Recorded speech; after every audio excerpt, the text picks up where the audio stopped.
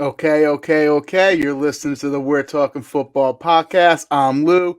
With me, as always, is my main man, Weston. Another week's in the books, but before we discuss Super Wildcard Weekend, I want to give a special warm welcome to our guest from the Sprint Right Option podcast, Jason Aponte. Weston, Jason, I think I know the answer to this question, but how y'all doing tonight? Feels great, baby. I got it in before you, Weston. I paused for a moment because I was like, we're going to say the same shit right now. Yeah, we are. I'm sorry. I didn't mean to steal your thunder on your show, but I had to. I had to get that one. But yes, this is why we have you here, bro. We want you to feel so at home, and we know you already do, but not to be redundant, but I'm on cloud nine after this last weekend for 4,000 reasons. We'll talk about it. But Lou, I love the intro. I love the intro. You kind of look again. You don't gotta get ready if you stay ready. It seemed like you stayed ready right there, Lou. Honestly, I know. I paid homage to the greats. Weston. I couldn't do your all right. That's your Matthew McConaughey. You trademarked that. Literally, I was gonna say that. I heard from your lawyers earlier today. Couldn't throw that in there, so I had to go. I had to look up a thesaurus, and okay was a synonym for all right. I like it. It felt like you've been preparing that for 35 weeks, for about as long as we've been going at this. So I appreciate the preparation. You got more, or was that? No. I got more. Right. All right, let's go. Okay. Well, the reason why I'm actually doing the intro tonight is because for the first part of tonight's show, I'm going to be third wheeling it with both of you guys because I have nothing to actually contribute to the hometown takes as the Chargers are sitting comfortably home on their couches, still trying to figure out if there's a possibility they can get into the playoffs this weekend. So, however, though, Jason and Weston will both have plenty to say as their San Francisco 49ers went into Little D and defeated the Dallas Cowboys this past weekend. So in order for me to earn my hefty paycheck I received from WTF, I'm going to be asking these fine gentlemen some questions about the Dallas game, also previewing some of the matchup against the Green Bay Packers this Saturday as well. How's that all sound, guys? Love it. This is what I signed up for, man. This is lit. Let's go. All right. You boys ready? Let's go. All right, here's some questions.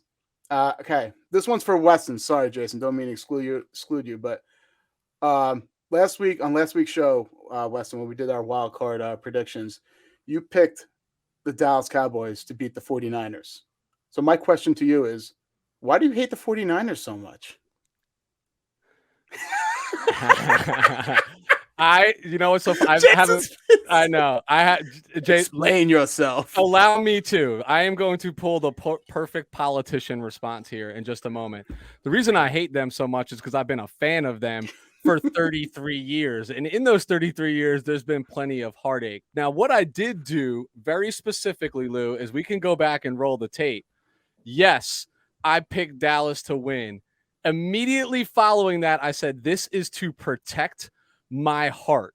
Everything that I said leading into before I said Dallas would win this game was me telling you that the San Francisco 49ers were going to win the game. But Jason, there's a method to the madness.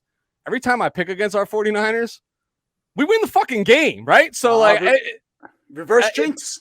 And if it's like, I will always put my own suffering and give you the ability to bash me in front of our 49er audience so long as they win. That's all I care about.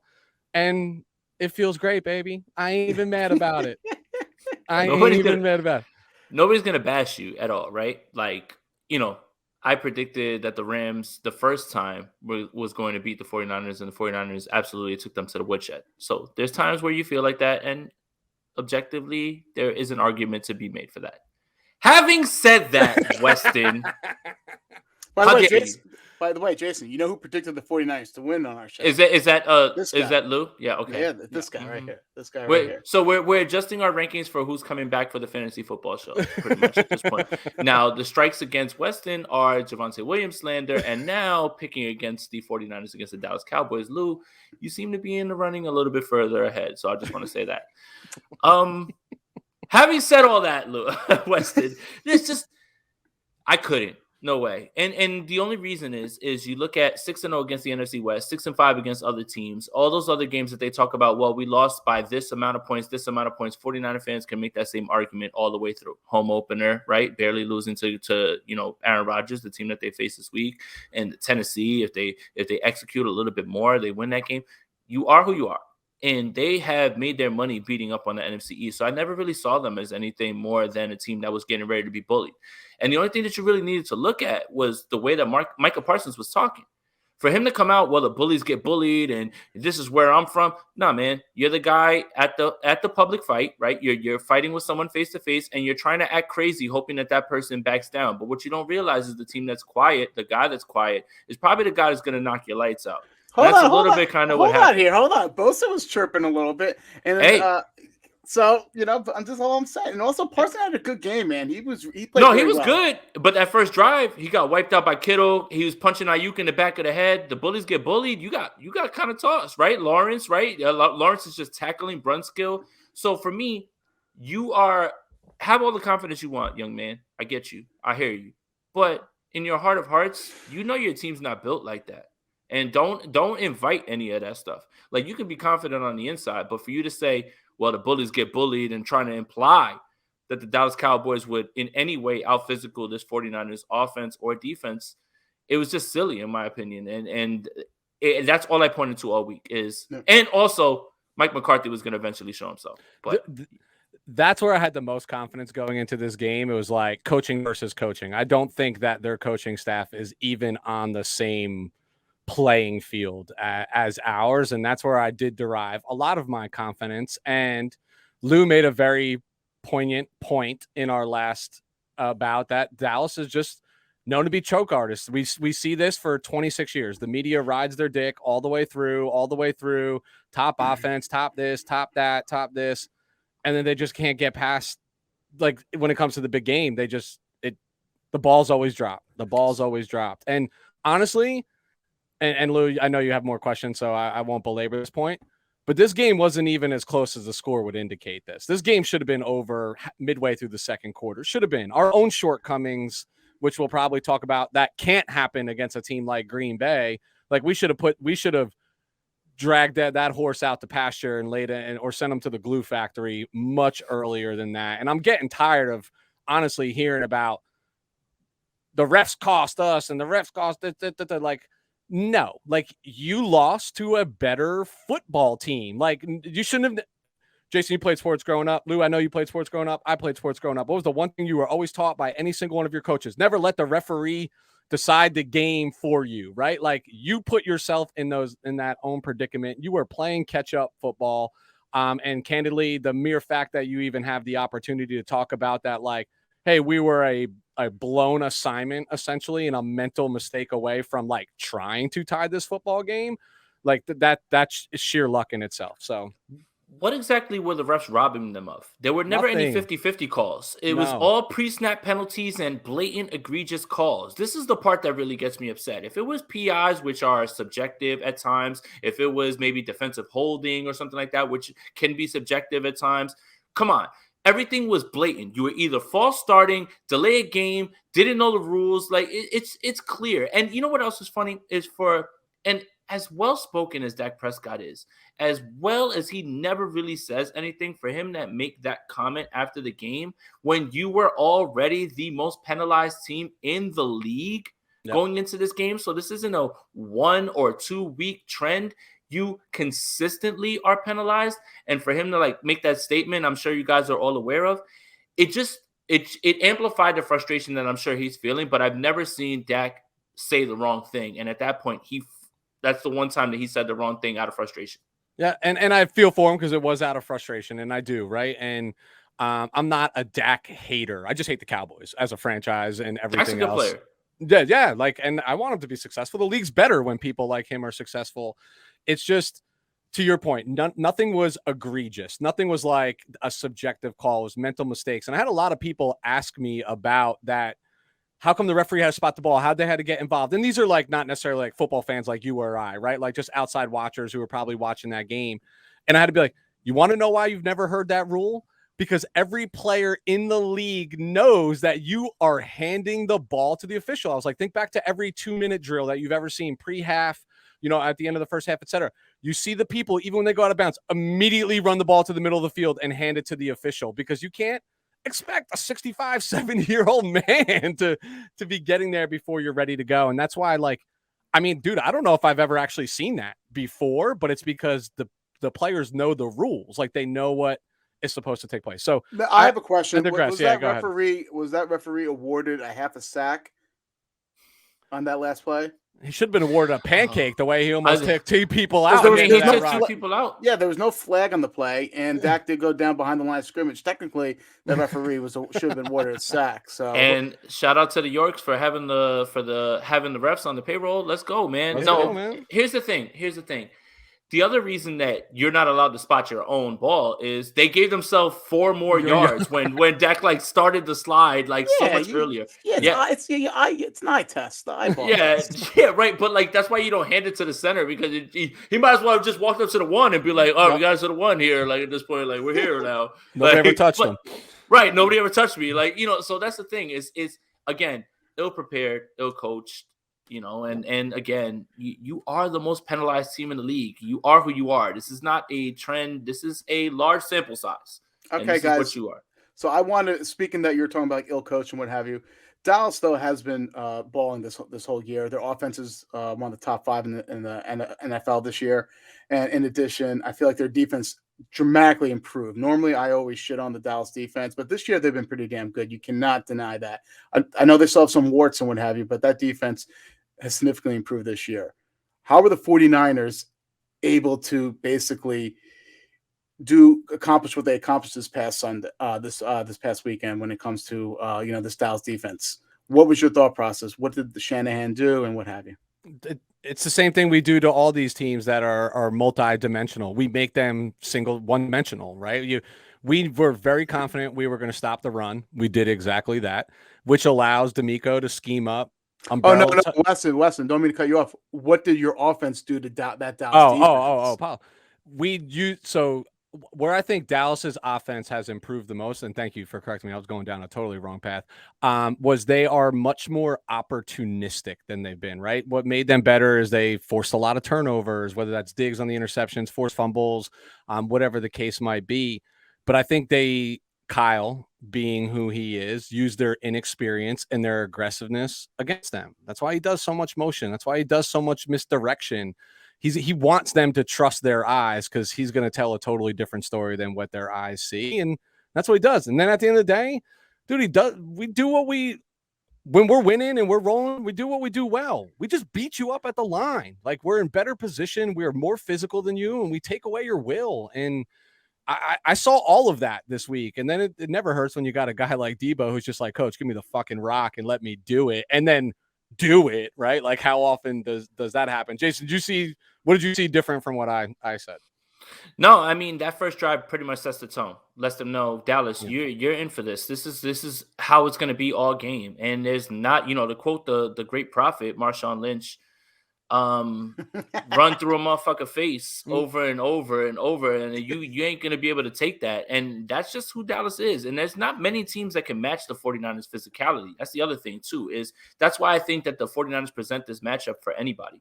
Nobody wants to play the 49ers, even Green Bay, who has the bye and going into this game. I'm sure that they would have much wished to play anybody but the 49ers just because of the matchup they present and just because of the way that they're playing.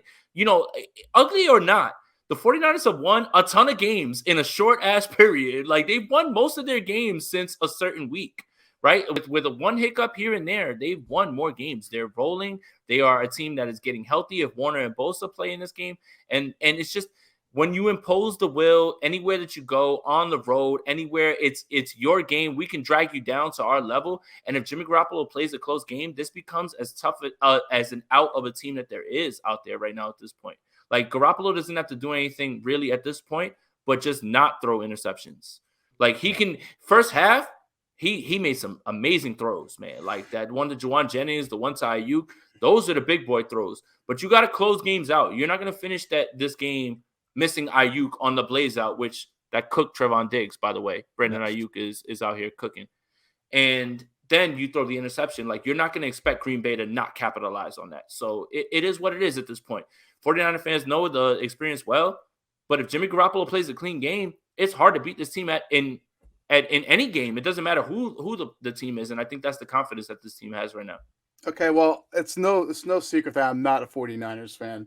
Okay. So now hold I'm on, back on an even playing field hold for on, fantasy. hold on. So I preface that, but I'm going to tell you what I saw this past weekend, and you guys hold me in check if you think I'm wrong. Just being an avid NFL fan, I felt like it was Kyle Shanahan's his offensive game plan messed with Dallas' defense. Dallas is a fast and aggressive defense. With all the motions and formations I saw that Shanahan rolled out there, I felt like that slowed down Dallas' defense and got them to think and be more reactionary as opposed to the quick defense they are. That's what I personally saw. I always felt like they were a step behind. If it wasn't for Micah Parsons screaming across the field, I felt like you guys can actually have more explosive plays than you already did. So that's what I personally saw from this weekend's matchup. The physicality, yes, but I felt like their defense was playing a little stupid, for lack of better words. Inexperience too. Chalk it up to that, and they haven't seen us as of late under this kind of like, I don't want to call it a new look offense, but like having a wide receiver in the backfield more often than he's probably even lining up at wide receiver. It's just different, and you're 100% correct. Like, there's a reason that Kyle uses much motion as he does, right? Like it's you know what defense they're playing. You move these people out of position. You know what their rules are and how people have to go. There was one on Debo's touchdown run where they set it in motion and Leighton Vander Esch literally disappears from the screen going He's out awful to get He's a lot. awful. Doesn't matter. That's his cooked. responsibility. He has to go outside to follow and cover Elijah Mitchell. The running back out of the backfield's his responsibility. Middle of the field's wide open. There's literally not a defender for 15, 20 yards, and Debo cuts it back to the middle and just outruns everybody. That's design. That's scheme. And you're right. Like misconception all day long. And it's funny because it's coming, but you still have to follow your rules and responsibilities as a defense. And Kyle knows that. And don't know what to tell you. I thought Dan Quinn was going to be a little bit better equipped for this game than he really looked to be. My personal opinion. It was hard because Quinn was coaching from Denver, so that's true too.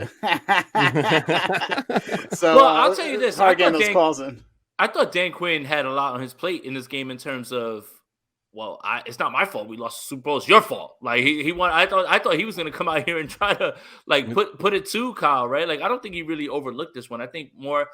Again, Kyle knows the strengths, and when you have the worst tackling secondary in football, right? Like per grading systems, per PFF, you attack those guys, you make them come up and try to make plays. And again, they're just not as physical. Like they just aren't. Like they lend themselves closer to the Rams. What else you got for us, Lou? Yeah. So, all right. So another question, Weston, you alluded to before, right? About the Dallas offense and what you were talking about the Dallas offense. Once again, their Dallas offense is the top offensive team this in the NFL this year. What do you think? How do you think they were able to slow down that offense? All right, so I already started down this path. First of all, I think their offense has a little inflation to it. I always kind of keep in mind what division that they play in and how many times they play those teams and subpar defenses where they, putting up, 40 something, 50 something on Washington, right? Who was just decimated at the time, beating up on Philadelphia at the end of the year. Lou, you're muted. I can see that right now, just so you know, before you come back on. There you go. But I think this is what we've done to these multidimensional teams. Like, make them one-dimensional so we can account for that dimension, which is like, okay, we are literally daring you to throw the football. And guess what? We get pressure with 4.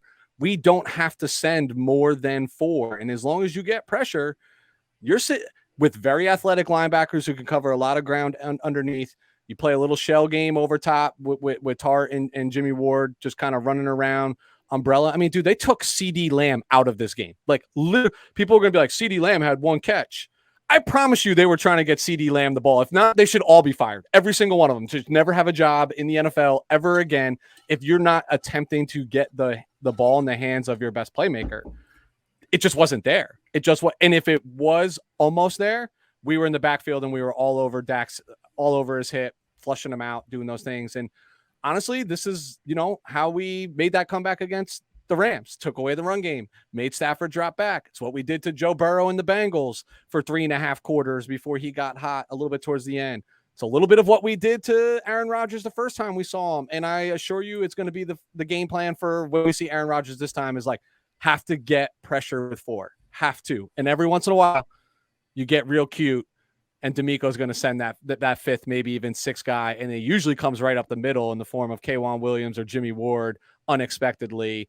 And those guys, you get those D-backs moving. They're flying to the quarterback and they're putting pressure in the face. So that's what I saw. I think it just was par for the course, and everything that we try to do is we take away. If you're multidimensional, we're taking one away. It's that simple. And then we can predict what you're trying to do. I don't know, Jay, you have a difference of opinion on that? No, not at all. I mean, the Dallas Cowboys were 1-5 in games that they never rushed over 100 yards. The 49ers have not given up 100 yards in the last 8 weeks. It was right there in front of you. That's how you want to do it. And I know that it sounds silly when we say that about Green Bay, or we say that about Dak Prescott, it's like we want you to throw more. No, it makes it much easier to get those guys going on the front four. Like you said, Chris Kosuric has done an incredible job. And Dak Prescott was pressured on 48% of his dropbacks in the second half, and Nick Bosa didn't play a snap. That is literally a half-to-half ratio of where someone was in his lap. And that just speaks to D'Amico Ryans being able to call stunts, because the one sack that Nick Bosa actually got was him about to be he saw that he was about to be chipped. He sent them on a stunt, straight run in for Dak. That is a defensive coordinator who understands what you're trying to do. And a lot of the stuff that Green Bay did in terms of chipping Nick Bosa, if Nick Bosa is going to play in this game like we think he is, I think D'Amico Ryans is more equipped now to get it done and to figure that out. And obviously, when you make somebody one-dimensional and you take away the running game, because I believe Dallas ran the ball 20 times in this game, and Ezekiel Elliott doesn't look particularly explosive at this point. Pollard is a little bit better, but they go away from it. Kellen Moore has been known to do that, especially when the game is starting to get away from you. If the 49ers convert one of those first 3 drives, if they convert in this way, 2 touchdowns and 1 field goal, as opposed to 1 touchdown and 2 field goals, that game's over. And that game is absolutely over, because Dallas is just going to play themselves right into the 49ers' hands, and they're not built to do all those things, especially when they don't have Gallup and those guys. But, yeah, it's just, again, the 49ers, it's a tough time to beat them when they're playing their game and when they're doing exactly what they know they can do. And when you're not turning it over and shooting yourself in the foot, it's really hard to beat this team. Yeah, So, I was going to say real quick, from my point of view, I think the difference, especially on the defensive side with this team, has been the front four, with Arden Key, Bosa, they were calling him Joey Bosa all game. So Joey Bosa, Armstead and what have you. They really applied pressure. I saw a crazy stat. Tyrone Smith. I know he's not the same Tyrone Smith, before the back injuries or whatever, but he still only allowed 11 pressures this year. He allowed 7 pressures in this past game. That just goes to show you how much this front four has been feasting, I would say, over the last, I'm going to say probably about 6-7 weeks now. And I'd go as far as say a front 8, dude, because they rotate 4 at a time. And, DJ Jones is destroying Kevin the middle. Givens, Omenihu. They got Omenihu for a 6th rounder. That's ridiculous. Yep. So I actually and I'll talk about that in a second. I'll regard it. But Jason, something you said earlier really stands out to me. And this is not talked about enough. Getting the ball first after losing the toss and going down and scoring a touchdown on the opening drive on the road. So my next door neighbor is a diehard New England Patriot fan. And I was talking to him about before the game, and I was saying to him, look, I know every coach's wet dream is to defer the toss, get the ball in the second half, and you try to develop, you try to cultivate it so that you get an opportunity to score some points right before the end of the first half and then get the ball back. That changes the game. Was like, but in big games like this, you got to set the tone. The only way to do that, and the way you take a home crowd out of it and you deflate everybody, is if you win the toss, take the ball, go down the field, score, and let them know you're here. And I was literally saying this, and then we lost the toss, right? So Dallas deferred, and we took it. And that, it's not like we designed it that way, but we did exactly what a good team should do. Hey, Dallas fans, we are here. Hey, Dallas Cowboys, we are not going away. We came here and we set the tone. So I think that needs to be talked more about, because that is literally people are like, momentum's not a real thing. Bullshit. In the NFL, momentum is a real fucking thing. And that's how you garnish all of it right out of the gate. And they did exactly that, man. That was, dude, that like almost sent like literally chills through my body because you couldn't dream it up better than that because they did it with ease. I mean, they went down the field like it just looked nonchalant the way they went down that field. That just let them know what they were in for. And again, man, I look, again, I know I'm a 49ers fan, but I'm just telling you that even if objectively, if I liked another team, this isn't the matchup. There's always that 1-6 team that slides in that either they underperformed and they were injured and they made it in. Now guys are coming back or they're just finally playing well. But that's the thing is like this game, I know it's in Lambeau and I know that's a tall order, but after Mike Vick crushed the building, it's kind of easier now, especially when you look at the way the 49ers have been playing. Again, get a clean game from Jimmy Garoppolo. And now you're talking. If you get like an absolute clean game where it's like Atlanta, where he didn't necessarily light things up, but he made the correct throws and he hit guys on time and they scored touchdowns and they led that game, you could absolutely take a game here from Jimmy Garoppolo that would be 175, 185 passing yards, 1 touchdown, 0 interceptions. You could still win this game with that stat line based on what you do on a week-to-week basis. What travels in the playoffs? A run game and defense, things that we're doing. And apparently, Weston Smith, as he's going to the Packers game this. What? No way. Lambeau, I'm making my return. It's been 8 years since I've seen you, and we walked away with that with a W, and probably the coldest I've ever been in my entire life. No and I guarantee that this will not be any different. Lou, real quick, are your next questions about upcoming? Because if they are about real quick, this is just a general question. I want to start with Jason real quick. I'm going to go inside the actor studio on you both. All right. When watching, the 49ers and you see Jimmy G overthrow a wide receiver, what is your favorite curse word to spew out on any given Sunday? Well, shit. I actually, Lou, you went on mute again. So something's going on with your mic. I actually don't curse when it happens. I curse a lot throughout the game. My immediate tendency is I rip off my hat and launch it against the wall. Careful to avoid my TV. I see these idiots on Twitter and all through social media that are shooting at their TV. That's for clout, though. Nobody destroys their TV and records it for anything other than like views because that's ridiculous. Did you see that one Cowboy fan? I made a comment because he emptied the clip, but he had like. It was last year, though, when they lost to Arizona on Monday night. It was so bad. Like, they got blown out on Monday Night Football. That was the same game. I remember that guy. Unreal, man. I mean, look, you can get that replaced with a bottom line television. Obviously, we live in the age of, like, how TVs go, but that's ridiculous. And why? Why would you do that? They've already cost me my heart. Like, I can't let them actually cost me money. More money. Yeah, exactly. Like, more money than I've already dropped into these guys. Nice, right? That being said, Lou, I'm sure you got some questions. Yeah. Save them for when we get to the Green Bay because we're going to cover that. Right? Okay, so let's do that. We'll do that. So a little spin on this is everybody's got their X factor, right? That they talk about in these games. We at We're Talking Football, and by we, Jason, you are a part of this family, is we have our WTF factor. You can call it the what the fuck factor. You can call it the WTF. I don't care what it is.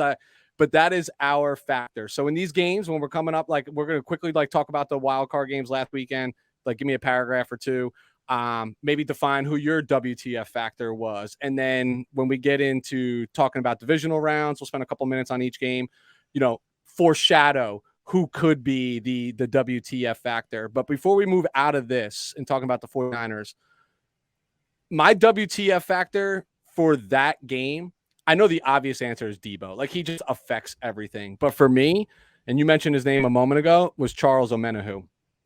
He played with Bosa out for, let's just call it 2+ quarters, right? An entire half of football.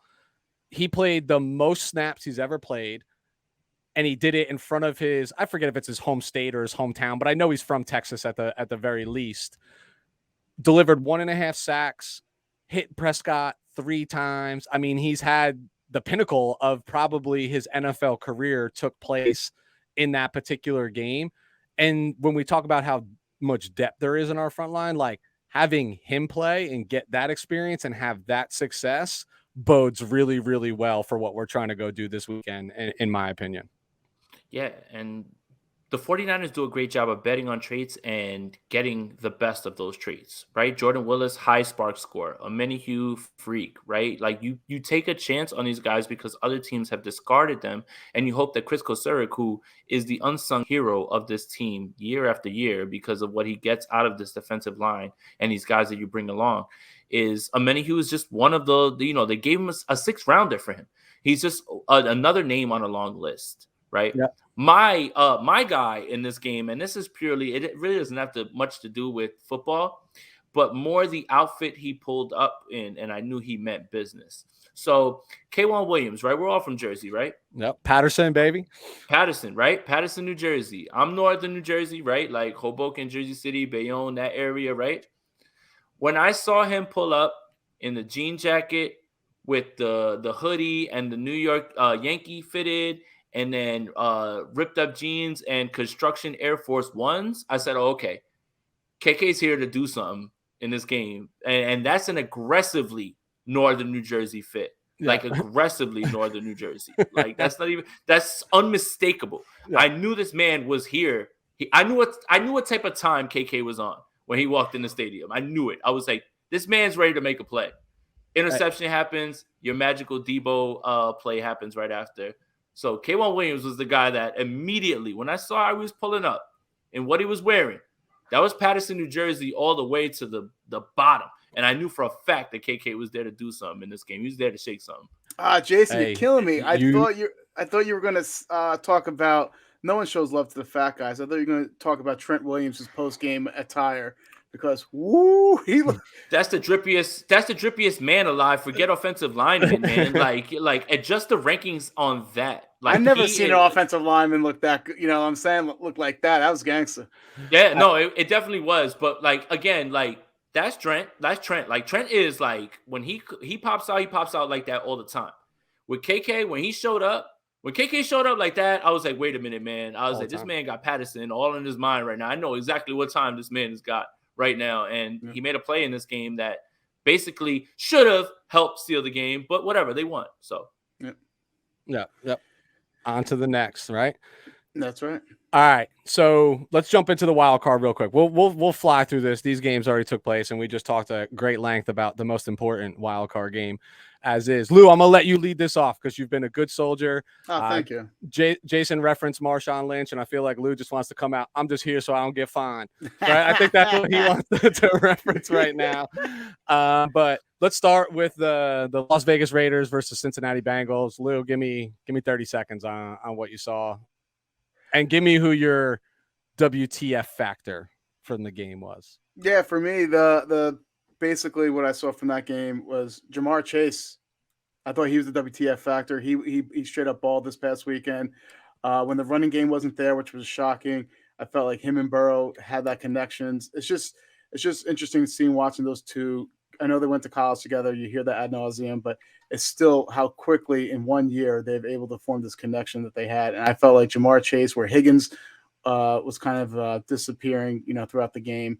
Jamar Chase was, and everyone knew the ball was going to go to Jamar Chase. And the fact that he balled out this past weekend and helped save them, I'm going to say, advance to the next round.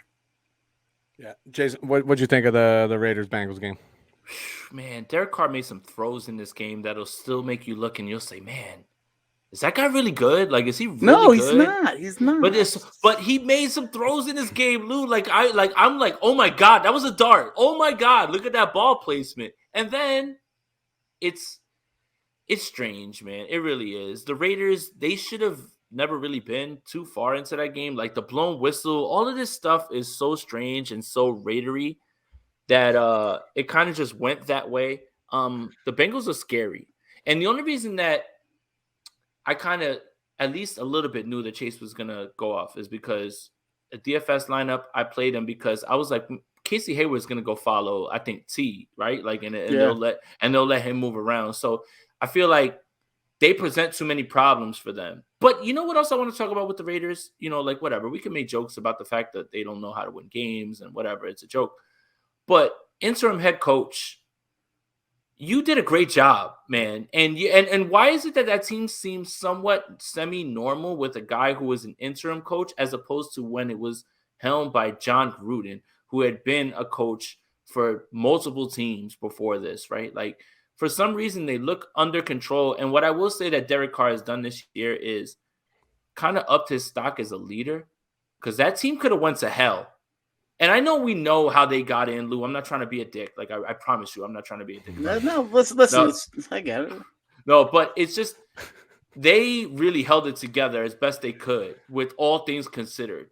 How many teams could you have thrown that many problems and that amount of adversity at, and they would have folded? And I think Derek Carr really held them together. And when you listen to his teammates talk, they felt it. So it's weird. The team upped its stock because of Carr and the interim head coach, and still they're in this no man's land of where Carr might not be back this year, and they'll have a new head coach for certain, and who knows where they're going. So it's weird, man. Like, Derek Carr's okay. He's a fine quarterback, I think. And he's in that same curve that we talk about Jimmy Garoppolo and other guys, right? Like, you're in that discussion. But Carr made some throws in this game, man. I'll give him that. But, obviously he didn't make the throw that mattered the most. And I agree, right? I think Carr has glimmers of hope, right? Where you're like, man, this guy's got some serious talent.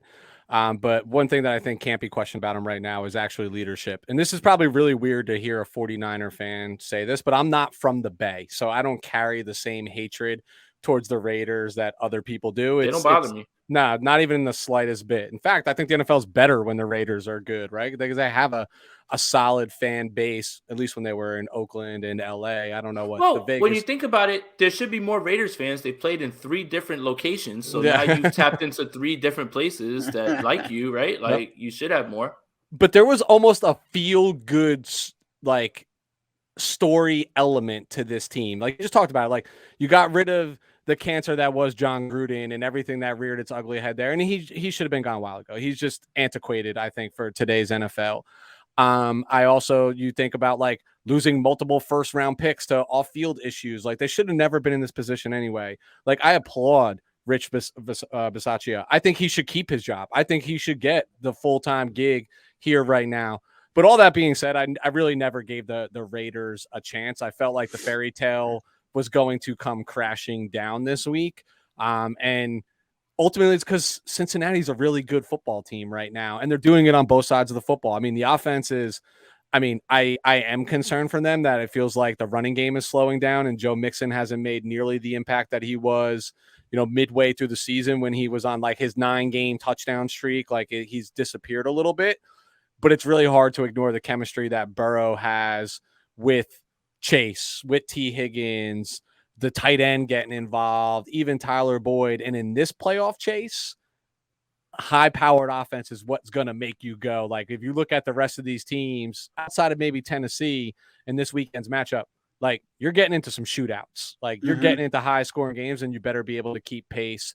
I agree. The it factor totally goes to Jamar Chase, which – he's had a couple good weeks in a row. There was a little while where he fell off a cliff. We talked about it on the fantasy show where we're like, I'm not so sure, but gee whiz, since that 60-plus point fantasy week, like, my man's been right back on track. So that was just kind of like what I thought is, like, I really never thought Las Vegas had a chance. I thought the fairy tale was going to come crashing down, but there was a part of me, even though I picked against them, that was rooting for them to win the game, because I wanted Bisaccia to every chip he could stack in front of him at the table to get that job. I want him to have. Like, how can you not root for this guy? Like, an interim head coach, right? They never have success. They usually win the first game that they're interim because everybody wants to play for them and rally around it. But this man is part of the reason that they wound up in the playoffs. I felt like they took his persona. So is what it is. Game's over. We'll talk about, where Cincinnati goes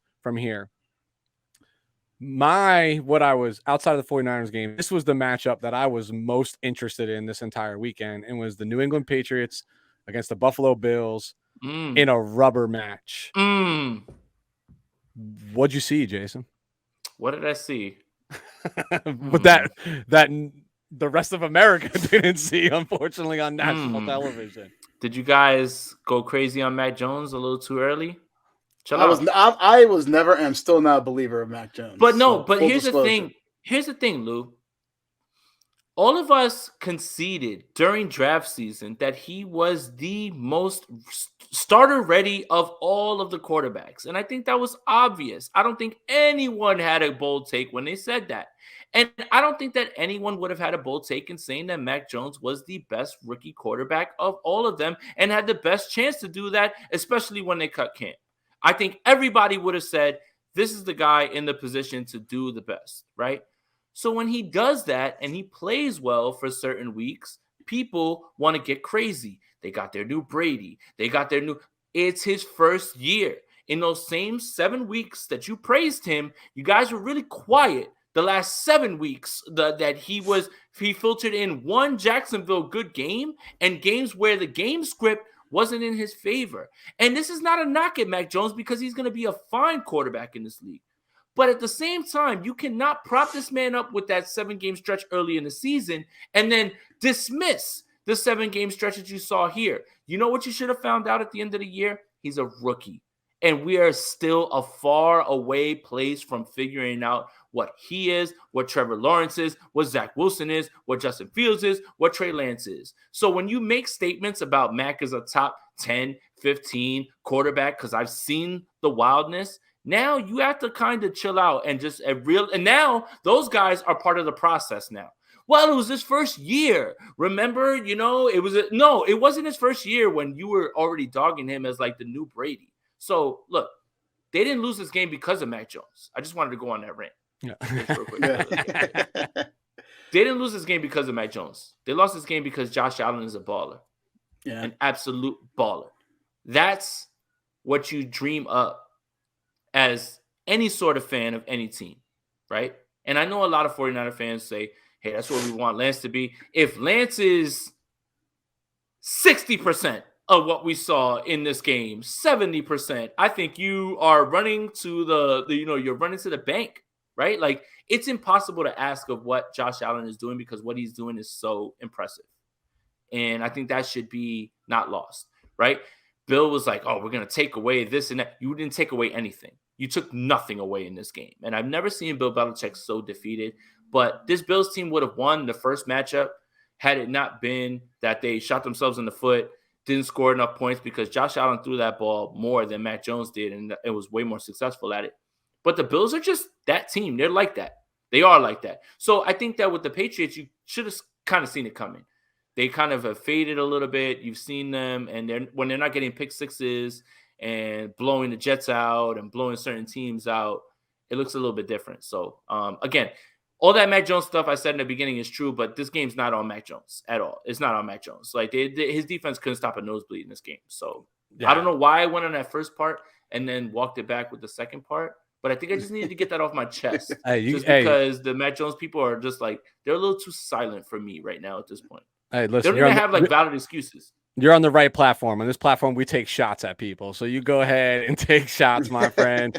And I hear your shots fired, and nobody's going to argue. Lou, how do you counter that? Or how do you follow that up? As I stated last week, this was the hardest game for me to pick because it was so hard for me to go against Bill Belichick. Like, I feel like it was in me to always pick Bill Belichick, but Jason's right. The reason why I actually pivoted towards the Buffalo Bills is the fact that Mac Jones is a rookie quarterback, and I stated on our show last week, if you look at his touchdown interception ratio over the last couple of games, it's 1-to-1. And then if you factor out that if you take out that Jacksonville game, now it's really two touchdowns and 5 interceptions, and he has been struggling down the stretch towards the end of the season. So that's why I picked the Buffalo Bills, because rookie quarterback on the road. Felt like it was going to be a hard task for Mac Jones to overcome. All that being said, the WTF actor for me was the Bills defense. I questioned their ability to stop a more physical rushing team, because all these types of teams are more physical, especially on the offensive side of the ball, is giving them a lot of fits. And they did a fantastic job. No Patriots running back averaged more than 3.4 yards per carry, and the entire New England backfield only mustered up 90 total rushing yards. So they did a fantastic job slowing down that rushing attack of Harris and Stevenson. And, they also sacked Mac Jones 3 times and intercepted him twice. So they showed up in a big way, that defense. It wasn't just all Josh Allen. I'm not going to talk about the low-hanging fruit. I get it. He had a perfect game in regards to the fact that, they didn't punt. Those throws. Field goals. Those throws, though, like, that's the thing, too. It's like you see those throws and you're just like, I want that. Like, Yeah. I mean, you got Herbert. Yeah, I was going to say, I see it. Yeah, you got Herbert. We get that. But us, like, we're watching that like, oh, my God, did you just see that throw, man? I know. I'm sorry. That's it. So I'm going to be real brief here because otherwise I'd be redundant. But the WTF factor for me was totally Josh Allen. You just said it, Lou. Perfect game. Like literally an offensive coordinator, a head coach, Sean McDermott. Like you go to bed at night and dream that this might happen. And even in those dreams, it still doesn't happen the way that this unfolded. Like, look, I tried to replicate that game in Madden, and I threw an interception at the fourth quarter. You still can't do it, right? Like, this doesn't happen in real world. Like, we both predicted Buffalo in this game, but I don't think anybody saw this coming. Like, this was just a beatdown of epic proportions. I mean, the Bills' offense set records, right? Like, we're talking about 7 possessions, 7 touchdowns in a playoff game where the competition is supposed to be of the highest caliber. Again, you can't make it up. B, you can't dream it up. And I hope that Buffalo keeps this going. Even though I didn't pick them to be in the Super Bowl, and Jason, you and I both wanted that Chris Berman story to come to fruition. The Berman Bowl. Berman Bowl is still on the menu. I'm not giving up hope. I actually have the Bills beating the Chiefs this week too. Okay, so we're foreshadow. A little foreshadow. I like it. All right, so I really don't want to spend a ton of time on this game, but because it wasn't a football game, but Tampa Bay Buccaneers versus the Philadelphia Eagles. Lou, I'll let you lead in. Like I said, give me a minute on what you saw. I'm not sure if I'm even gonna last a whole minute here. That's what she said. I was gonna say, going for the world record here. Yeah. So. What movie is it where the guy's counting in his head and he gets to the number and he's like screaming it? Just a look. Was that is that knocked up? Knocked up. Yeah. I just doubled my best record. Yeah. He's like 111. He's yelling it out. Huh? You guys don't do that? Oh, okay. I just think about baseball. Yeah, but I would fall asleep during. Okay. Anyway, all right. Anyway, we'll say this for after hours. Philly, Tampa. If you see this, if you heard the sound bites from last week, I said Philly is fraud. The Philadelphia Eagles are fraud. Didn't believe in them whatsoever. Had no faith in Hurts. I'm not a big Hurts fan. I just you can't pick against Tom Brady. My WTF factor, the whole Tampa Bay offense and defense played really well. So I felt like everyone was a big contributor. But I'll just give it to Tom Brady, the GOAT. He's 29 for 37, 271 yards and 2 touchdowns. No one had an outstanding game, but a lot of players had a lot of good games on the field. And like I said, the Eagles did not belong there. You hear a lot of chatter now, real quick, that maybe we shouldn't have these 7 seeds and what have you, like the Steelers, and the Eagles. And I know it makes you money. It gives some fans hope, but this was ugly this past weekend. There's nothing super about this Wildcard Weekend, if you ask me, outside like 2 games. Jason, what'd you see from that game? 2 things. My WTF factor was Mike Evans because he continues to be the most slept on guy in this league in terms of what he does year after year. But my other big moment from this game has little to do with football and more about Troy Aikman's passionate rant about how mad he was to cover that game and not have the San Francisco-Dallas game, as if the San Francisco-Dallas game needed more biased opinions from former Cowboy players. Love you, Tony Romo, but you were a little on the other side there. Oh, my heart's racing. Your heart shouldn't be racing, guy. It really shouldn't be. I get it, but if it was a 49er player that said that while he was a former, player and an analyst, you probably would be killing him. But hey, either way, that goes to tell you how much I cared about this game and how much I thought about it. Like, I never really thought anything about this game. The Rams, the Eagles run offense is like top 1. What do the Bucs shut down? The run. Now You're going to make Jalen Hurts into a passer. Show me how this game was supposed to play out. Like, show me exactly how you thought this game would play out. And it was just like this. Like, they're just not built for it. They're not ready for it. The fact that 2 NFC East teams made the playoffs is a disgusting scenario on its own, more than anything. I mean, 3 from the NFC West, and you other teams that had a chance in other divisions, you should be ashamed of yourself. Like, you really should be ashamed of yourself. Yeah, I honestly had no interest in even watching this game. I did because it was football and it was on. I'm gonna puff out my chest a little bit. I was riding the Peloton, getting out some frustration prior to the 49ers game. I just had the TV on. I had the headphones in, listened to the trainers. So I feel it was just flat out outclassed, right? And didn't belong here. But I think the immaturity of the team and being a young team and stuff and going against the GOAT, like all that showed, like as expected, as any educated fan will tell you. So I'm just going to talk about my WTF factor and what bodes well for this Tampa Bay team. It's Keyshawn Vaughn. So there was a lot of concern related to Fournette's gone. Obviously, Ronald Jones didn't play in this game. And it's like, well, you know what? Like, this is the playoffs. I know this is, the Philadelphia Eagles, but eventually you're going to have a threat to run the football.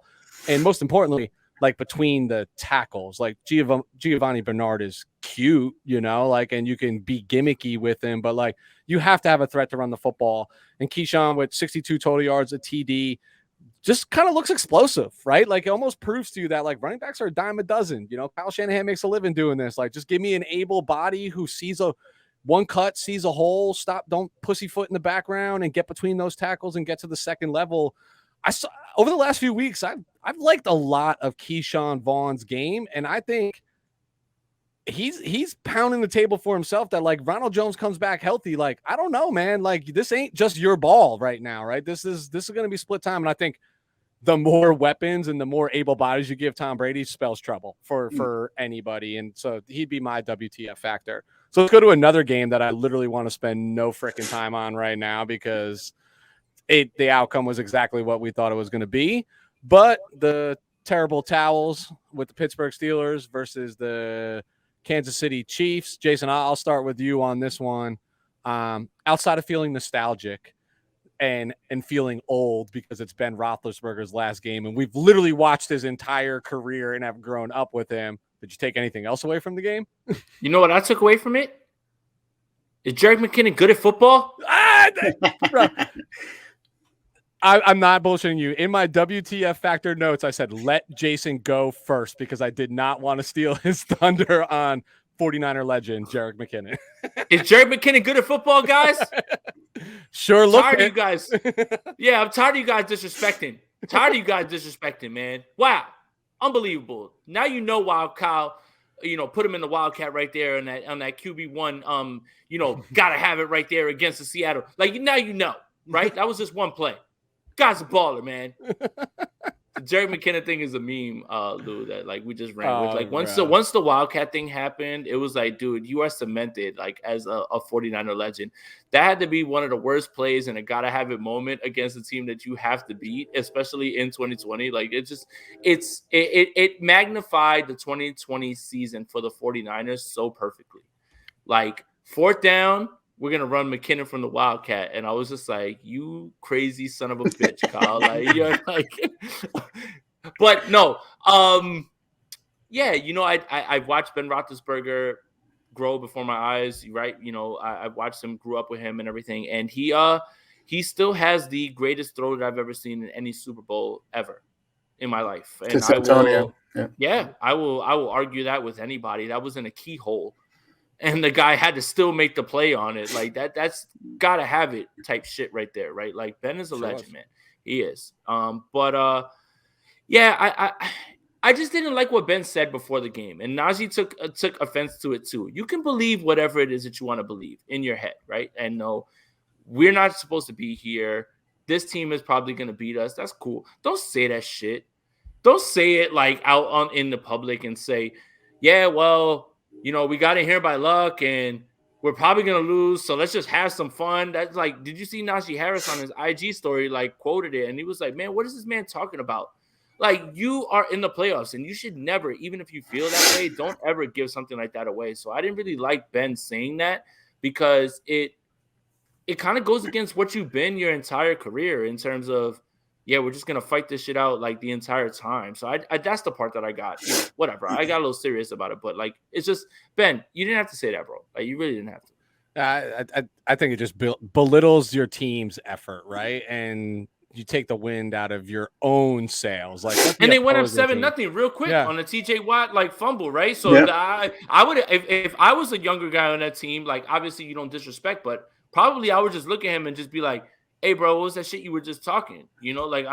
Again, you can't do that as a youngster because he has like legacy. But as a youngster on the team, I don't remember what you built. I'm here trying to win what I can now. Like, I'm not a part of what you did years before. I wasn't here for that. So I don't take pride in that. I'm here to build my own shit. And for you to say, oh, it's almost cool for us to get rolled on and lay down, I'm just like, bro, like, why are you here? Like, that's how I would look at it.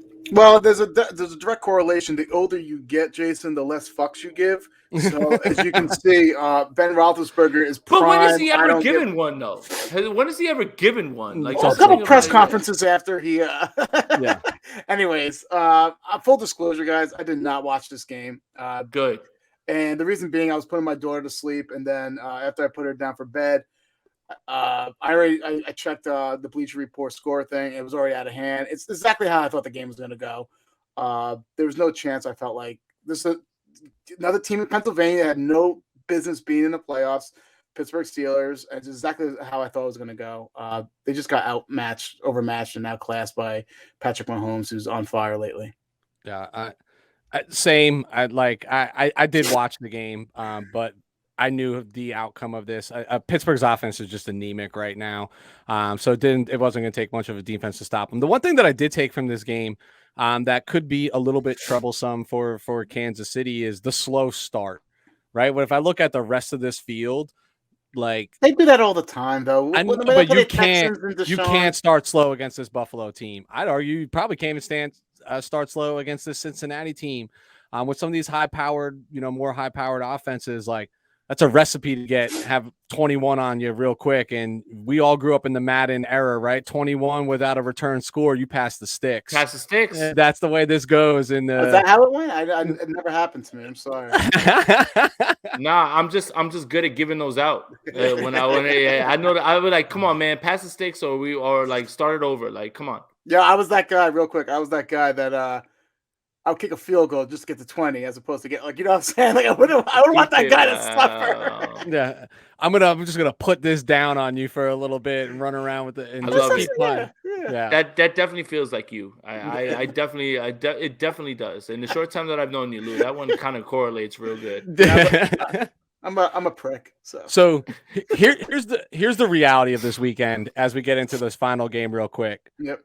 It's like some of these games were just bad football games. Like, one team shined, another one felt like they didn't show up, and this final one on the first ever Monday night Wildcard Weekend football game between the Arizona Cardinals and the LA Rams really honestly felt no different. Jason, I'm going to start with you because you and I see these teams multiple times a year. And you probably felt the same way I did about who I wanted to win this game versus who I actually wanted to lose this game. But full disclosure, I handed my wife the television remote at halftime. I did. I knew it did. I saw everything I needed to see in the first half, but I'll let you go with it. I knew the Rams were going to win. The Cardinals are frauds. Cliff Kingsbury, get out of here. Nobody needs you. And look, in September, in October, in November, when I reminded people that Arizona is coached by Cliff Kingsbury. Oh, man, he beat the 49ers with Colt McCoy. And, look what he's doing. It's Cliff Kingsbury. This team is a reflection of his fraudulence. You are not real. No one was ever worried about you. You finished with one game better than the 49ers, and you're playing one less playoff game than the 49ers. And you absolutely deserve it. Losing to the Lions, losing to teams that you should have absolutely beat. DeAndre Hopkins isn't that important that your offense goes to complete hell and doesn't do anything right? DeAndre Hopkins is an amazing receiver, one of the best in the league. but your offense can't even function now because DeAndre Hopkins isn't there? No, it's December. Shout out to you, Cliff. Nobody ever thought the Cardinals were real, ever. Like, I don't want to hear about who you brought in. As long as their coach is Cliff Kingsbury, they will do what Cliff Kingsbury coach teams have done since he's been coaching. Fold in December. The only team in the last 5 games that the Arizona Cardinals have beaten. Do you know that team, Weston? I believe they play in Dallas. Would they be the Dallas Cowboys? The Dallas Cowboys. Frauds get exposed when the light is exposed to them. Dallas out, Arizona out. I'm done on Cliff Kingsbury, man. Free Kyler Murray as a 49er fan. And you know what? Sign Cliff to a lifetime contract so we get to enjoy all of this. But if Kyler Murray was with anybody else, man, it would be scary to think what they could actually do and actually accomplish. Yeah, I saw a few things that I want to talk about, but Lou, I'll let you, give me your 32 cents. Yep. Just like I said last week, I don't believe in any of these teams. I don't believe in the Cardinals. I don't believe in the Rams, to be honest with you. I picked the Rams to win because I did not trust the Cardinals that much more. Like I said, it was when I'm picking against teams, who has the better coach? And McVay is obviously a better coach than Cliff Kingsbury. And all that being said, that's the reason why I picked, the Rams to win. My WTF factor was Cam Akers. Stafford has been slumping as of late with interceptions, turnovers, and sacks. It's crazy what Akers has been able to accomplish in such short time. He was a nice addition to this offense because they're going to need Akers. They're going to need, Sony Michel to take some pressure off of Stafford because Stafford is not that guy that everyone was talking about, in my opinion. He's good. But you want to talk about look at Weston's face. You want to talk about choke artists though. This guy won his first playoff game, and how old is he? Monkey off the back. Off the back. Yeah, I'm still not a firm believer. I think when he will succumb to pressure. So they're going to need both Cam Akers and Sony Michel if they're going to have a legit shot of advancing past this next weekend, which I'm not sure if they will. But good for Cam Akers coming back, having 18 touches for 95 yards after that injury.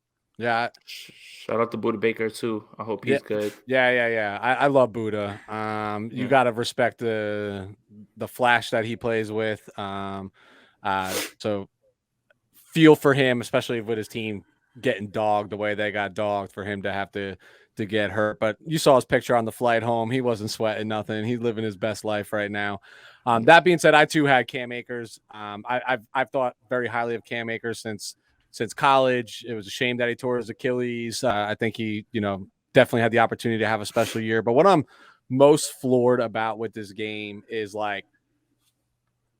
not Cliff Kingsbury. It's just how anemic and how lackluster the Arizona offense felt. I know it's the air raid or whatever the hell they want to call it, which doesn't even make. They make no adjustments though. They make absolutely no adjustments. They never felt like they were making an attempt in this game, and I agree. Right, Kyler Murray's got all of the traits that you want from an NFL quarterback outside of his height. Right, that's really the only knock that you can have on this guy. And I'm the same height as him, so you know what? Fuck all you that want to knock somebody because of their height. I'm not tall like Aponte over here. Who don't bring me into this. I ain't even doing nothing. But what I'm saying is dude, he looked like he wanted to reconsider going back and playing baseball in the middle of this game, right? It just felt wrong. Everything about it, it didn't feel like I was watching an NFL team play. There was no urgency. There was no anything. And this was a team, once upon a time, hey, best record in the NFL. Once upon a time, you were talking about Kyler Murray. We were all talking about Kyler Murray, myself included, MVP. About MVP.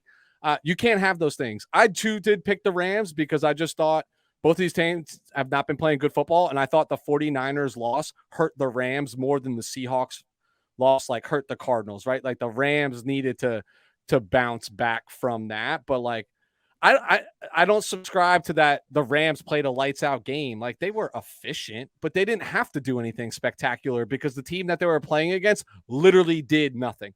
Literally did not get off the bus at SoFi Field. Period. Yep. So it was an ugly football game, and I'm glad I tossed the remote. I mean, I went back and checked scores and did all that and see what was happening. But I let the wife throw on whatever the hell she was watching on Bravo TV at that point. I was over it. Yeah, Vanderpump Rules right now. No, we watched that tonight before we got on. We had that recorded. If I could say one thing, Odell Beckham's hooping. I thought he was the problem. No. Someone has to sign Odell's father to a scout contract because obviously the guy knows how to scout quarterbacks.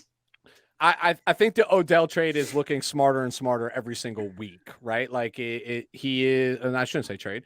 Picking him up is just looking more intelligent because he's getting more ingrained in the offense, and this is probably what they hoped, right? Like it's going to take a few weeks to get acclimated. It came at the right time with Robert Woods going down, although he's a totally different player than Robert Woods, but it's another threat. I mocked it, right? I was like, all right, what's Odell going to do? But it's looking better, but it's still like flashes, and you can still take them away. Like you can still take them away and make it. And if you only have to focus on Cooper,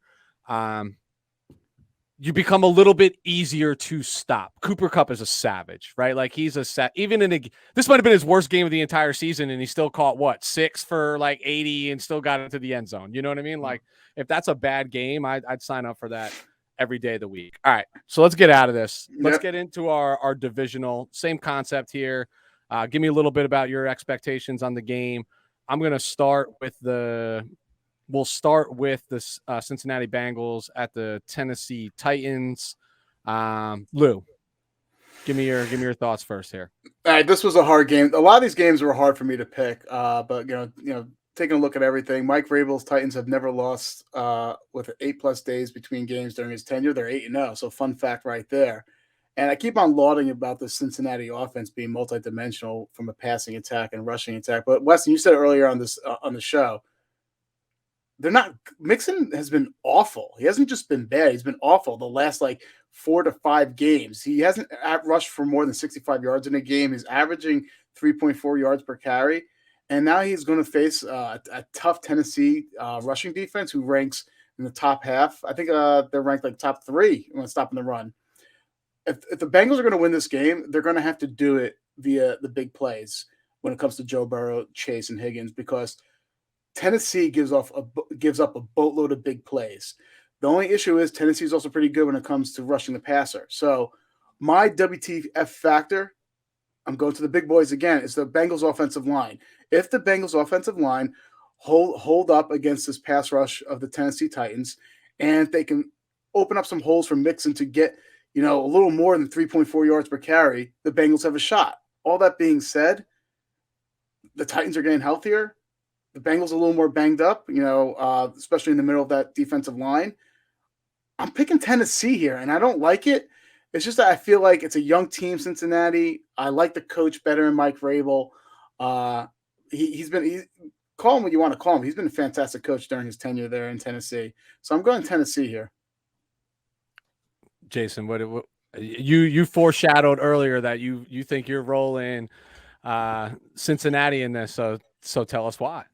Yeah, and Lou's absolutely right about the way that Mixon has run the ball, but they get him the ball in a multitude of ways. He definitely catches passes, so he will be a factor in this game. And when you talk about explosive plays, I just trust this offense a little bit more at this point, because we watched an offense that was similar to this with the Jimmy Garoppolo led 49ers kind of have their way when they were running the ball and doing what they wanted to do. But Joe Burrow is obviously a better passer than Garoppolo is, and Zach Taylor is going to put him in spots where he can win. I just think that their secondary and what they're going to be able to do, they have enough to negate the pass rush with quick game and tosses to Mixon. Mixon's still going to be a factor. I got the Bengals winning this game, and I hear you, right? Because the Titans are well coached, man. Like Mike Vrabel has that team ready to go in any circumstances, and Derrick Henry is probably going to play in this game. I get that too, and that's huge when you talk about what Tennessee wants to do on offense. Having said all that, I just don't think their defense has enough to slow them down, provided that they execute the way that I think that they can. So I got the Bengals in this game. I wouldn't give you a score, but I got the money line. That's what I'm smashing on. I do want to add one other quick thing real quick, Weston, before you chime in. I feel like a lot of people are down on the Titans because their offense, but this is the first time they're going to have all three playmakers, playing together. And everyone's looking at their offensive output from the season. And I think that's sticking in the back of people's minds is the fact that, like, that offense is awful, right? If you look from a statistic standpoint. However, getting A.J. Brown healthy, getting Julio back, okay. But getting Derrick Henry, too, that's important, too. I just think that you really haven't seen, like, no defenses have seen when all three players are healthy. And that's going to be a big impact. Yeah, so I hear you loud and clear on that, but I also think sometimes it's like too little, too late when you get these people. No. Taking the flashiness. No, here I'll go. I'm taking Tennessee to win this game, right? So I'll come out and dispel that rumor right away. But to me, this is a battle of different philosophies. Cincinnati's going to want to beat you with chunk plays. They want to go down the field. Tennessee's going to want to ground and pound, time of possession. They want to bully you, especially if Henry comes back. I mean, that's always been the recipe for success with them. I think something that's a little overlooked is like the significance of, does Trey Hendrickson play or does he not play? He's been a huge factor on that. I think last I saw he hasn't practiced yet. That doesn't mean he's not playing, but no, he practiced full today, I think. Okay, so then again, how healthy is he, right? Like, he is the cog on that defensive line, in my opinion, and if he can make a go at it in this game. For now, like I said, give me the Titans. My WTF factor is for the Titans to win this game. Tannehill's going to have to make a play or two, which means A.J. Brown's got to be on the receiving end of that. And Tannehill doesn't push the ball down the field exceptionally well. So I feel like it's going to come from a chunk yardage play, a 10-yard in, maybe a 7-yard slant, something along those lines that A.J. is going to have to take to the house. So he's my WTF factor in this, but I do absolutely have the Tennessee Titans winning this game because they are the ugliest 1 seed to ever own it. And I think they take pride in that, to be honest with you. I think they're quite okay with it. Oh, there it is. There it is. I love it. All right, let's get into one of the more anticipated games, I think, this weekend. And the Buffalo Bills at the Kansas City Chiefs. Lou. Oh, no. Lou, go ahead. Yeah, I'm an AFC guy. Come on. You gotta start off with me. This is my game. This is the game I'm looking forward to wholeheartedly. I love AFC football. You can disqualify yourself from the rest of this conversation then if you're not looking forward to another game. You guys are not going to like me, by the way, but the time this is over. Anyways, cool. I never really liked you before we began, but and just like that, Weston is just started leading up that fancy football. Look at Weston. Show. Look at adjust the rankings, and I'm doing it in my mind right now. All kidding aside, this is, in my opinion, is the AFC Championship game. Whoever wins this game will be representing the AFC in the Super Bowl. When you're comparing both of these teams offensively, both are in the top 10 in passing. The Bills are significantly better rushing team, and it shows over the last 3 or 4 weeks because they've really been trying to get Singletary, more involved, and you can see from a workload and production standpoint. However, this is where the two teams really differentiate themselves defensively, and this is why I'm going Buffalo here. I have to go Buffalo. I told you my predictions were the Buffalo Bills versus the Green Bay Packers for the Super Bowl. So Buffalo is the best team this year at stopping the pass. They have allowed the fewest passing yards, the lowest completion percentage, lowest yards per attempt, and lowest quarterback rating. The Bills have given up 12 passing touchdowns versus 19 interceptions. So just think about that. That's pretty fantastic. I know they're from the AFC East. They're playing Zach Wilson twice, and they're playing Tua Tagovailoa twice, and what have you. I get all that, but still, it's very impressive. My WTF factor is the Buffalo Bills safeties, Jordan Poyer and Micah Hyde. Hyde and Poyer are perhaps the best safety combo in the NFL, I think. And what makes them so good is their ability to disguise their cover 2 and cover 3 looks so much. The cover 2 and cover 3 looks, and they also cover a ridiculous amount of ground when it comes to their respective zones. Buffalo's going to need these two to step up and limit the big plays by Hill and Kelsey and force Mahomes to settle for underneath stuff.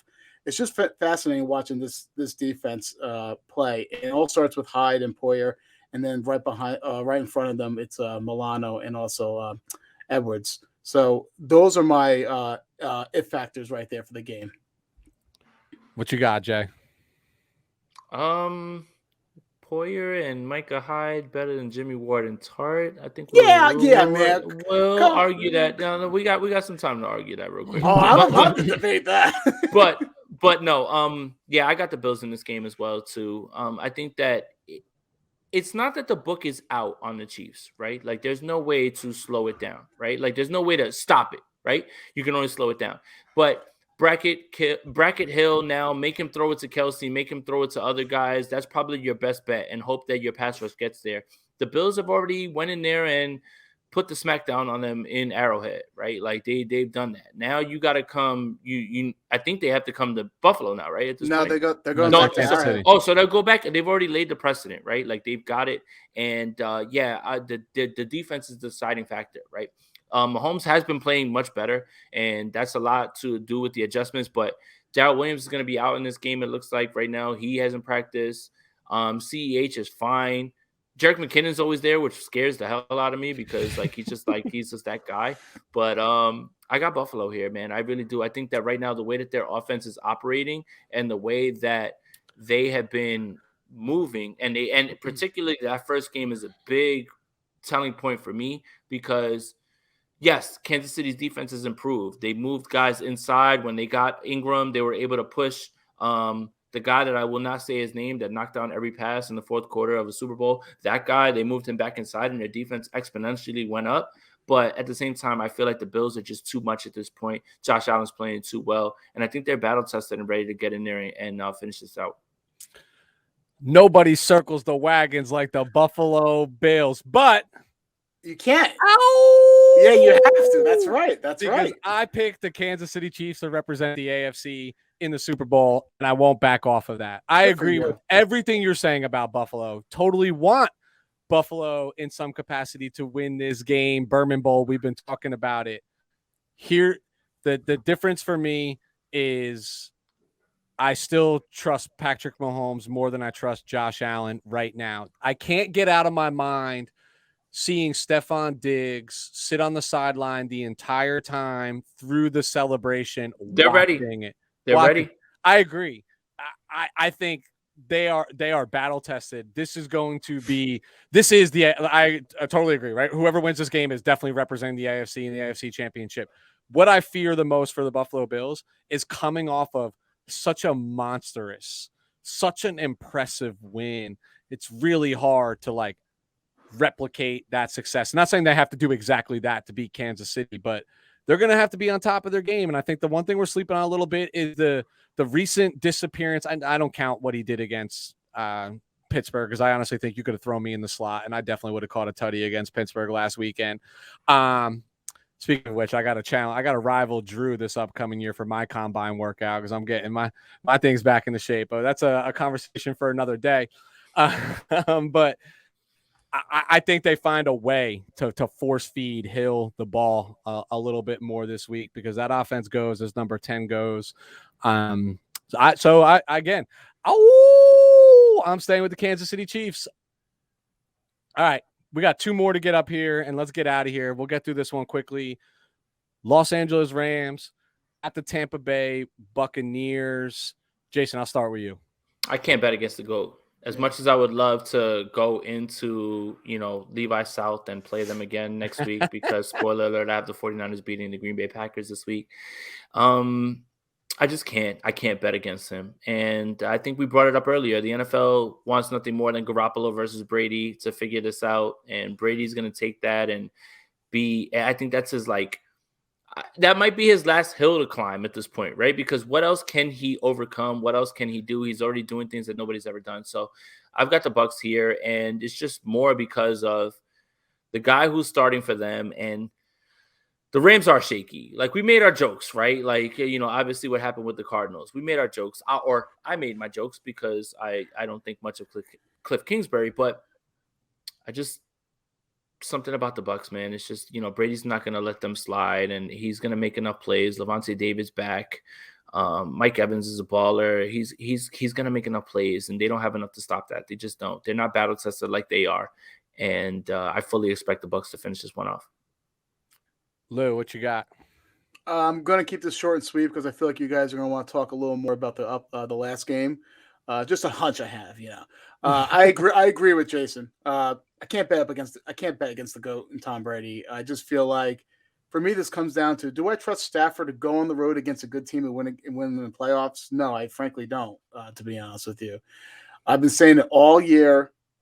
that the Rams are softer than Twinkie filling. That's exactly what I said mid-year. They're, and Jason was on that show. That was the last time you were on with us when you used that exact quote. So the Niners beat up on the Rams because they're more physical. And guess what? Tampa might be even as physical as the Niners, if not more physical, especially from an offensive line standpoint. So I do feel like Tampa matches well against these soft Rams. My WTF factor, it's going to be Aaron Donald. Now the Bucs offensive line and the refs have kept Tom Brady clean this year, allowing him only to get 23 sacks throughout the season, which ranks him first. Aaron Donald is going to have to be a game record this week to imply pressure up the middle if they're going to have any chance of throwing Brady off his game. And I'm ashamed of both of you for not hearing what I just said. The Bucs O-line and refs have kept Tom Brady clean this year. Really, the refs? I don't know. The refs, yeah. I'm surprised. Well, good news. There's a recipe to eliminate Aaron Donald. The blueprint's out there on how to.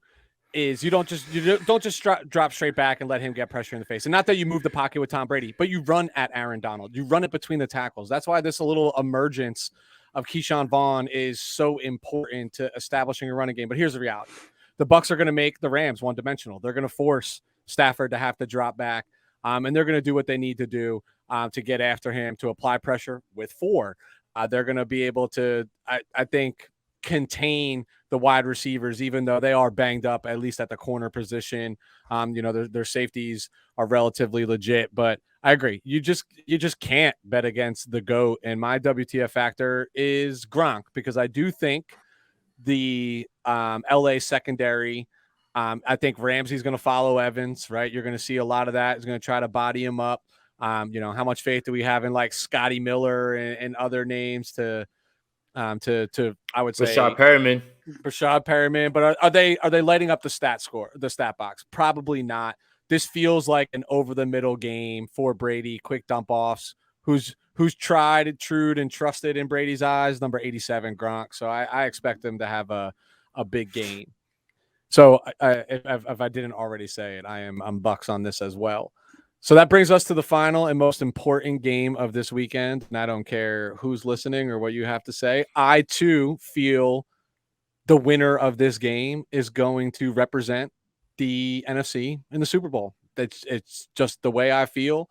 But it is the San Francisco 49ers at the Green Bay Packers. Lou, I asked you to shelve some of your questions about this game earlier. Now would be the time, sir, to go ahead and bust out one or two and let Jason and I tie one on while we're going through them. All right. So let me go back to these questions here. Okay.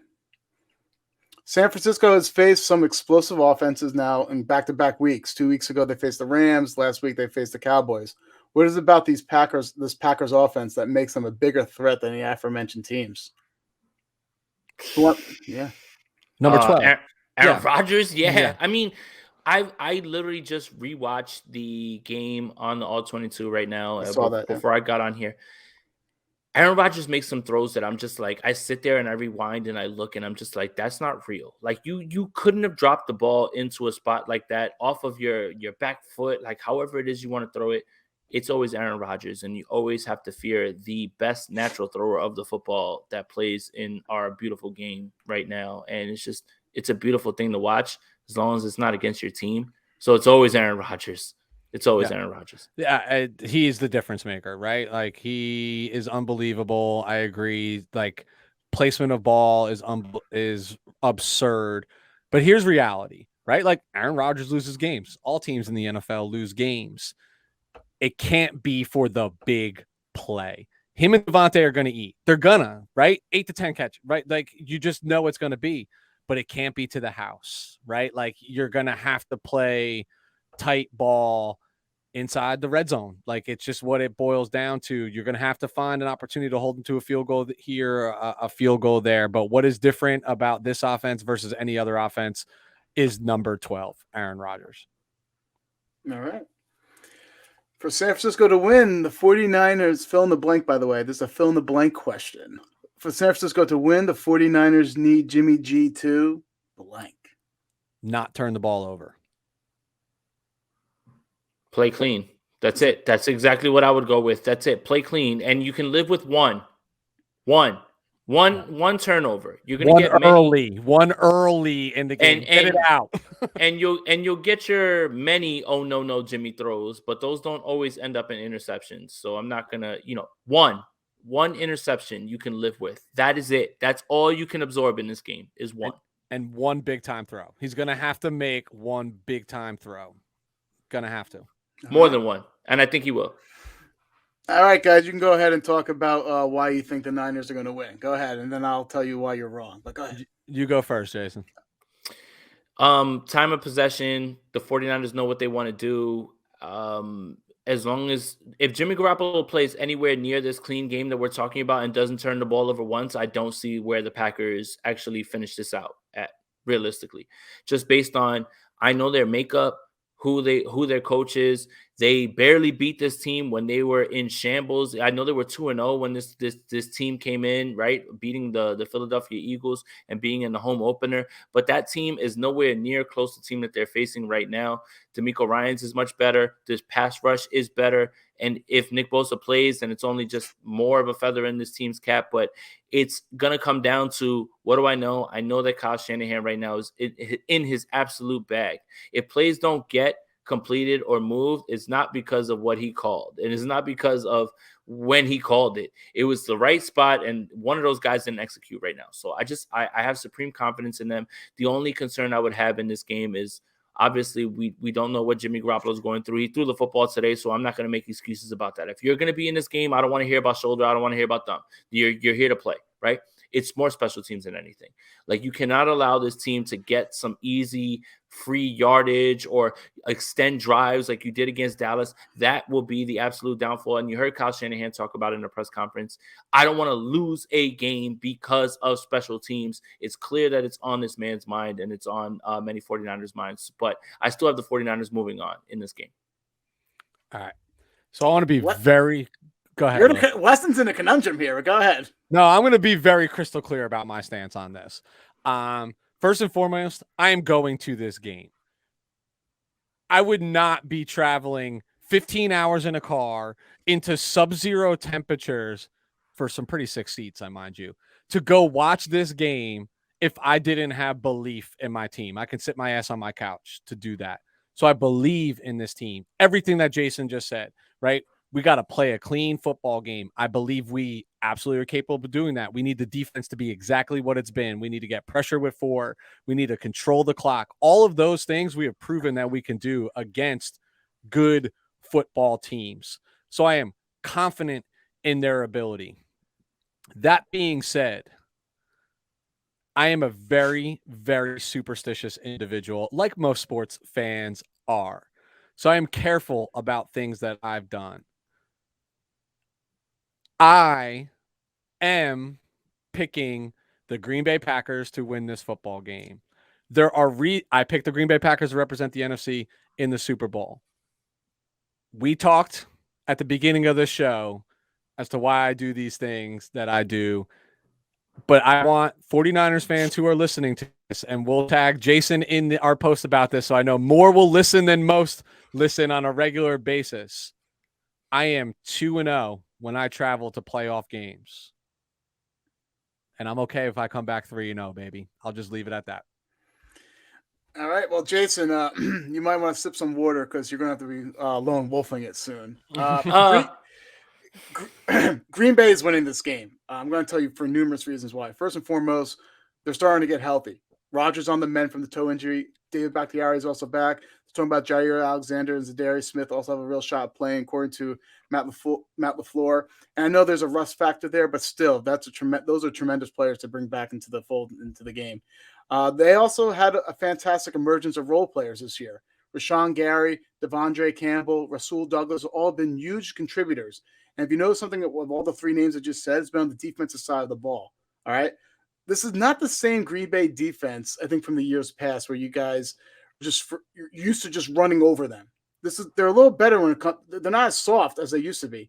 They're 11th against the run. They're tied for 6th in explosive plays allowed via the run, with only allowing 8 plus rushes over 20 yards and none over 40 yards. So they're a little more stout against the run. Their passing defense is equally as good. They're tied for 7th in interceptions with 18. This is the real reason why I'm picking Green Bay, though. The turnover battle. Green Bay is ranked 3rd in the NFL with plus 13. They've had 26 takeaways versus 13 giveaways. San Francisco is ranked 23rd in the NFL at -4, 20 takeaways versus 24 giveaways. That is a huge – what that basically tells me, Green Bay don't make mistakes. Their offense, Rodgers does not make mistakes whatsoever. So I fully believe it will be a real close game because I don't think, I just think now you're at with all the best teams in the NFL right now, and you're not going to have any blowouts like you did last week. All these teams deserve and belong here. But I just feel like Rodgers is on a warpath to prove numerous things to Green Bay, the NFL, the public perception of him. He's on a warpath right now, and I wouldn't want to play a pissed off, angry Aaron Rodgers. Oh, and you're a good Aaron sport, Rodgers, man. and Aaron Rodgers was angry after draft day. I'm not really worried about angry Aaron Rodgers, and so he's been angry his entire life. Remember, we're supposed to rue the day that we didn't pick him. I'm Gucci on that, bro. We're good. We've and then we got Master versus Apprentice, right, in this matchup as well, in some capacity. Dude, did you guys see that meme going around that Tom Brady is literally older than every remaining coach in the NFC? That's crazy. And he's still MVP of the league. Like, you can't make this shit up. It's unbelievable. All right, fellas. Well, that wraps us up. I still have to pack for a very long journey when I leave tomorrow. Jason, first and foremost, thank you so much. Folks, this man has a family, and he lends his time and his attention to everyone who asks. You are the best sport, man. We can't tell you how much we appreciate you letting us tag onto your platform, you hopping on with us whenever you got that time and availability. But Lou, as I always do, rely on you to let everybody. You opened us up. I'll let you close us out today too, brother. All right, the Mariano Rivera of the WTF podcast. You can follow us on Twitter and Instagram at WTF Pod NFL. And also, Weston, I'll throw it right back to you. On YouTube at We're Talking Football. We'll have this up tomorrow because I got to get everything out before I hit a very long road. And I know Lou loves to clip some things up and put our predictions out. And I know he'll remind 49ers fans of who I picked today. So I will end with, I am 2-0 when I travel to playoff games. Leaving it at that. Have a good night. Take it easy, boys.